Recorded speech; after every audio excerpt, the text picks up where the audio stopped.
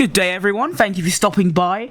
Today we're going to be doing a Formula 1 tracks tier list. I did a car livery tier list yesterday or the day before. Today I'm going to be tackling tracks, and what's going to be funny about this is that they aren't labelled, so I've got to try and actually guess what tracks they are. I know most of them, but some of them might take me a little bit longer. But anyway, let's just get straight in. We start off with, I know this is Abu Dhabi. You can tell by this is the straight. That's where Latifi crashed. 21. Yeah, bad. It's not a good try. I am judging this based on, like, how it is to race. If I was to rate this based on, like, a qualifying lap or driving it on the F1 game, then this would probably be in good or great. But in terms of actual racing, it's bad. There is only, like, one or two overtaking spots on this entire track, which is at the end of the back straight and at the end of this other straight as well. But that's purely because of DRS. And even on this one, the corner, like the straight down here, even with DRS, if you're not ahead by that corner and you're at the outside, you're going to really struggle because it's a fast sweeper corner. So it's going to be very difficult to actually get a move done there. And to be fair, I think the last, like, all the last Abu Dhabi Grand Prix we've had with this layout, overtaking's only ever been done there. Sad. Anyway, moving on next, we've got Melbourne, or Albert Park in Australia. I think this is good. There is an overtaking opportunity down the main straight here. There's one down this straight. Of course, you've got the DRS and the heavy braking. Now there's a massive opportunity here because there's now a DRS zone going down this straight. And there's also one more DRS here. So basically everywhere there's DRS. And of course at the end of, well, two of these four DRSs are heavy braking zones. So you can get down the inside. The long straight means that you can out-drag someone. And the main straight, again, try and out-drag them. Overall, decent track. Next we've got Austria. I think this is... Ooh. Okay, I think I'll put it in good. Now, you know what? I'm going to put it in great. Overtaking opportunities on this track. Well, turn 1, there's DRS. You turn around, you got DRS here. Massive heavy braking zone. Get a decent exit from here. There's another overtaking opportunity. And if you're lucky, or if you're feeling brave, you might even be able to get one down this bit that's cut off, like the fast right-hander. Yeah, it's provided some pretty decent racing over the years. It's okay. Now, this is the first track I don't know, so I'm gonna leave it for now, and I'll come back to it. Baku. I think this has to go in excellent. It may be a street track, but because of the constant DRS and heavy braking zones, there is overtaking everywhere. I mean, you got obviously the bloody stupidly long straight from here all the way to turn 1 with DRS. You go around this corner, get a decent exit here. That gives you another overtaking opportunity. And then as we saw, Fernando Alonso got an overtake done there. And where's a bit of a shame is that there's basically nothing from here all the way around. But yeah, those main straights, it's just maybe not like in the last couple years because the cars just don't really suit it. But you remember like 2017, 2018, even 21, you know, there was some great races. This is Brazil. Brazil has to go in the GOATs. I don't know what it is about it. I can't really name many overtaking spots. Just the main straight, down the inside here, and then down the inside here. That's all I can think of. But, you know, pretty much every Brazil Grand Prix we've ever had, and everyone I've watched, have been so amazing. The fact that this track isn't the last race of the season actually, like, pains me. Like, this should be the last race of the season, because it's always absolutely brilliant. And now I've got to try and find a track I actually know. I think this track is Spain here. Let me think. So you go up, do a 180. You don't do a 180 there though. No, this can't be. You know, it is Spain. You know, it is Spain. Spain's good. It's okay. I mean, you got the main straight, and that's basically it. But, you know, the 23 Spanish Grand Prix was alright. 22 was... 21 was good, I think. No, it wasn't. That was dreadful. Actually, no. I'm going to put it down to mid. It's just not it. There's like one overtaking opportunity throughout the entire track. And, oh, look at that. There's one track in each tier. That's funny. Right. I'm going to go away for a little while and actually try and figure out what these tracks are, because there are some here, like these ones, that aren't even in Formula 1 right now. So I'm just going to try and get all of these, just try and know which one's which, and then I'll come back. So, see you in a minute. Okay, so, Bahrain. I think Bahrain's good.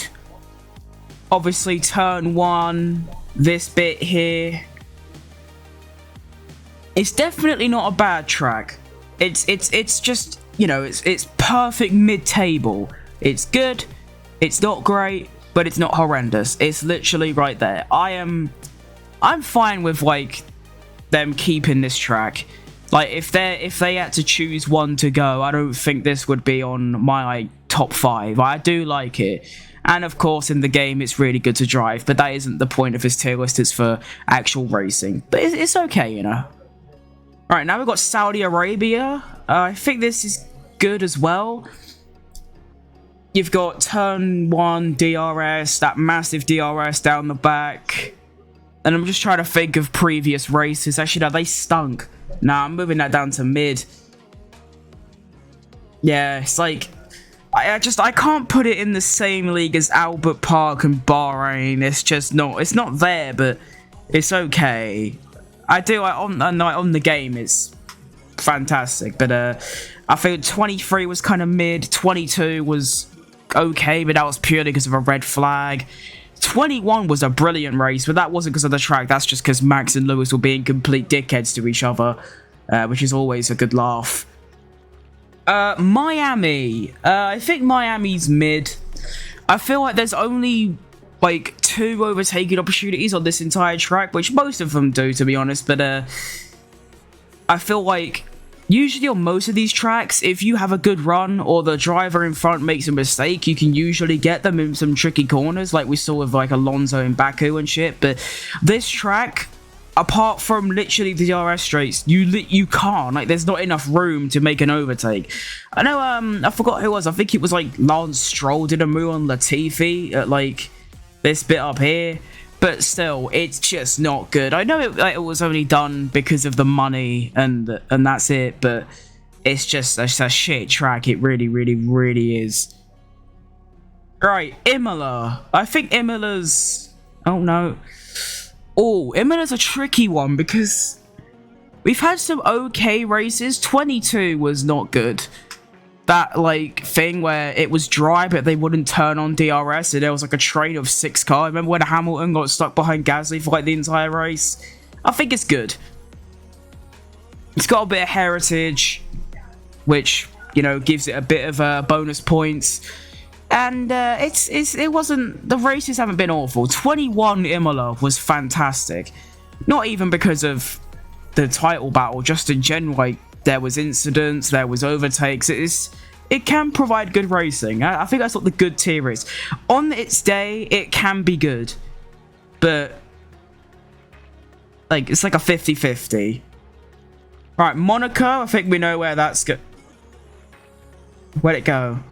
That's not Monaco. Where's Monaco gone? Hello? It's just deleted Monaco. Oh, no, it's there. No, that's not it. Bro, where's Monaco gone? They just stole Monaco. Oh. Oh, okay.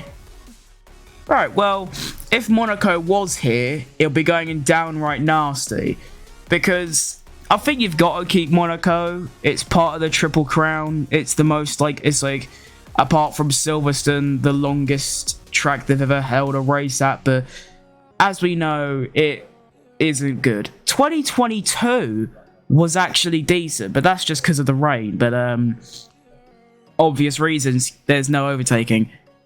Although to be fair, 23, there was quite a lot of overtaking at like the swimming pool section, so that was decent, but it's just not it in terms of racing. Next I've got Canada. Now, at the time I'm recording this, there's only about 4 hours until the Canadian Grand Prix goes off, like starts. So at the moment, I'm gonna put it in mid, I think. Oh, I don't.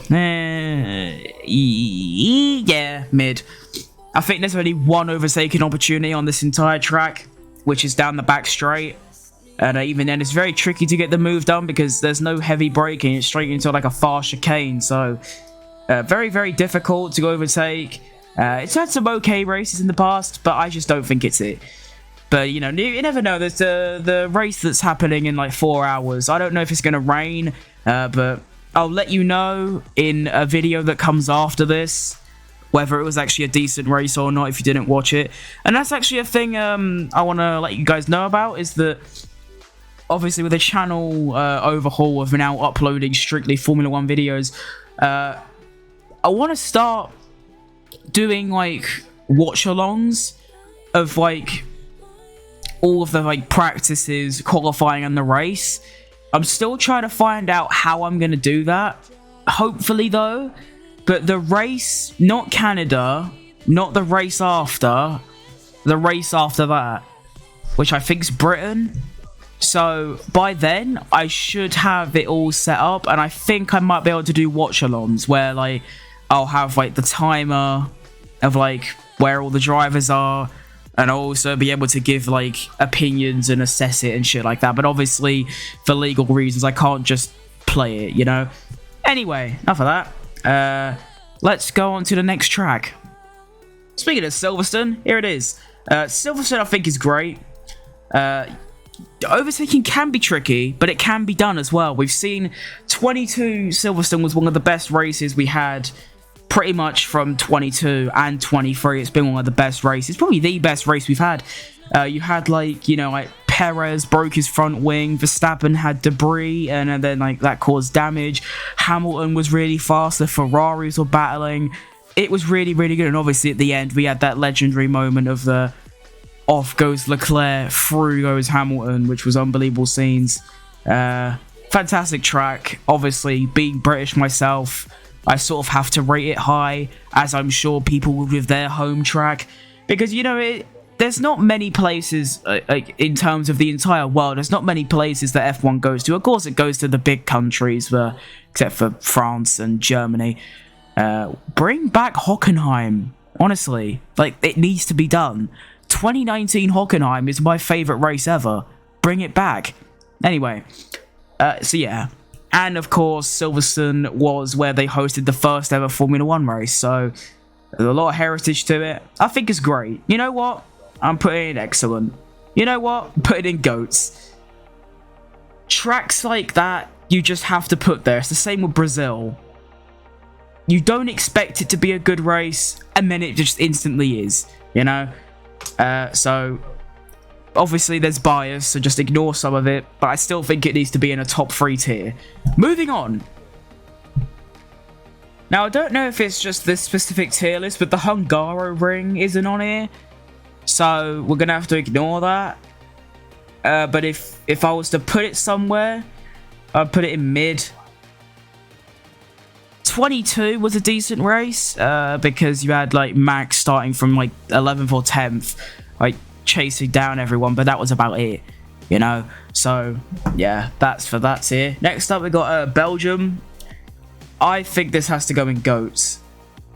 I love the track. I think many people love the track. The fact that they actually considered taking it off the calendar is unbelievable, because it's such a good track. Of course, you had the incident in 21 with the rain, but still, what an unbelievable track it is. Like, so good, and very good for racing as well. Moving on. Well, we ain't got Zandvoort as well, so Monza, I think excellent. Just very, very good for overtaking. Tire deg is extremely low. So you normally see a soft tire come out, which is just lovely, because this season and last season, them changes they made to the tires have completely ruined it. Like, every single race is medium to hard or hard to medium. There's never a soft tire, and even when it rains, there's they don't really put on inters unless it starts pissing down. So it makes the racing so boring. There's no different strategies. It's what I've always said.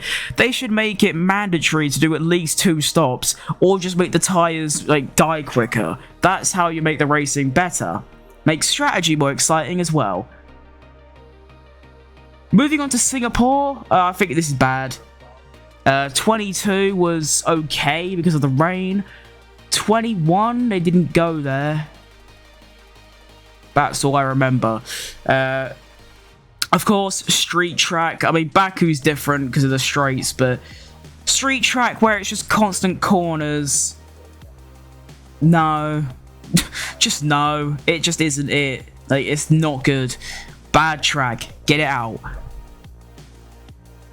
Suzuka, I think that's going excellent. 22 was actually a decent race because of the wet. But even because of the it might not be the best for racing as such, but holy shit, is it a gorgeous track to watch other cars drive at and drive at yourself. So I think just for that reason alone, I know this tier list is about the racing, but I think even though the racing isn't that good, it just still has to go up there. So yeah. Alright, Qatar. We've only ever seen one race. Of course, there is one later this year. Judging by that one race, it was mid. The track itself looks insane, just like Suzuka. One of the best tracks I mean, I made a video on it and literally named it the best track I've ever driven at, because it was. In terms of racing, it's shit. Alright, Texas. No, Austin, Texas. I think it's good. I do think it's good. There's definitely overtaking that's always been done here. Like, it's definitely doable. The last few races have been decent. 21 was really good. 22 was meh. And what was it where Kimi won? That was 2018. 2018 was really good as well. So Texas is up there for me personally. And then I think this is probably the final one because I have no idea what these tracks are. Mexico. I think Mexico's good as well. You got the massive back straight, well, front straight, that helps for overtake with the DRS. I think that's literally the only overtaking spot on the entire track. Of course, there are some places you might be able to slip in, like down the inside. I think that's it though, but you know, I do like the track. Them fast corners are nice, but not good for racing, so that's what knocks it down a bit.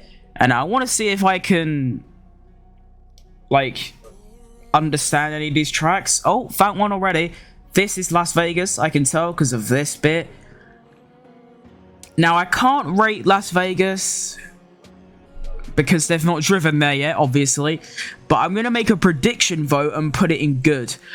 I think, because of, I think it's like the longest straight down the like Vegas Strip with the DRS, that's going to be good for overtaking. Plus, there's 2 more decent DRS zones that go into heavy braking. I genuinely think, it might be an unpopular opinion, I think it's actually going to be quite good. But we'll have to wait and see, won't we? So that's going to do it for today's video.